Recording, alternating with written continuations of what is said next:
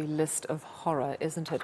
Let's move to this story from Cape Town, and it's due really to the ongoing problems on our roads. 5 primary school children killed in a horrific accident in Mitchell's Plain this morning while they were on their way to school. 2 pupils were also rushed to hospital. Police investigating the cause of the crash. The driver has since been arrested. Ayesha Ismail has been following that story and she joins me now. Ayesha, I was watching your reports earlier in the day and you were speaking to people just an hour or two after the incident, and it was absolutely clear that this was an utterly horrific and traumatic situation, and terrible also for eyewitnesses just to see these little ones so hurt. 5 children never made it to school this morning. What happened? How did this accident come about?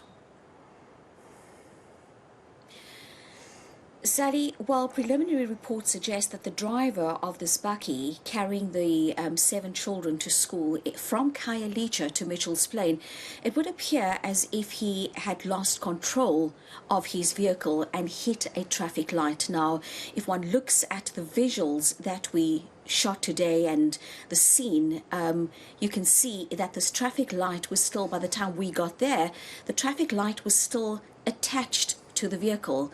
I'm quite surprised that the driver of that bakkie was not injured. He was arrested on the scene and taken to the Mitchell's Plain police station and will be charged with culpable homicide. But yes, you're right. When I spoke to people who were standing around, people who had arrived on the scene soon after the accident had happened, they were distraught and they were saying, I mean, Wada Kay saying to me that she's a community worker. She often comes across accidents, but she has not come across an accident like this involving 5 children. And for her to see those little bodies strewn across the road was just so tragic and heartbreaking.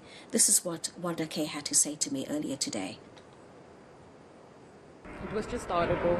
I didn't expect, coming out to these scenes as normal, just an accident. Coming in, it was so horrible. That's all you saw, it was just children. I mean, this is just so horrific. I mean, there's so many questions, and obviously you won't have all the answers, but this is clearly an urban area. It would have been busy because it was rush hour, morning rush hour. One wonders, were these children on the back of an open bakkie? Was it a covered bakkie? But clearly, if they were in a bakkie, they were not belted in to their seats. One has to ask about the possibility of speeding. I mean, how possible is it to speed in a situation like this? What are the authorities saying?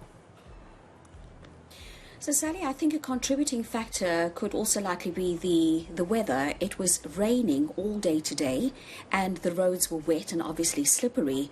What we do know is that after speaking to the MEC for transport, the MEC for mobility, Ricardo Mackenzie, he was saying that this bakkie was definitely not registered or authorized to carry school children to school. He said that the driver also didn't have what's called a PDP, a public driver's permit, and said that under no circumstances would a bakkie in any case be authorized as scholar transport. And that matter is also being investigated. But once again, parents are struggling. They want their children to go to school. They look for the cheapest transport. And unfortunately, in this case, the cheapest transport really did not take their children to school and clearly will never ever bring their children back home. I mean, just looking at some of the visuals of the distraught parents, families who came to the nearby school where the accident happened. The accident happened close to another school. The families were just too distraught, and understandably so, to talk to us. But this is what David Mania, the MEC for Education, had to say to us soon after visiting the accident scene. This obviously is an unimaginable tragedy. I have a young child myself, and I can't imagine what it must be like for a parent to get this terrible news. We have spent time with some of the parents this morning, and they are obviously angry and distraught. And our role now is to provide all the support that we can as a department to the parents, to the schools, and to the school communities, which is what we're doing. We are deploying support teams to the schools to ensure that parents and the school communities are properly supported during this terrible time.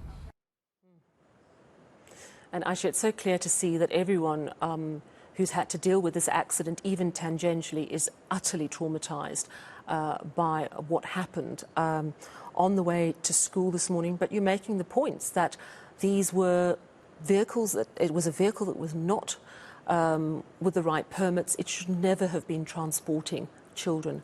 And our children have been failed today. Thank you very much for updating us on an all too common problem.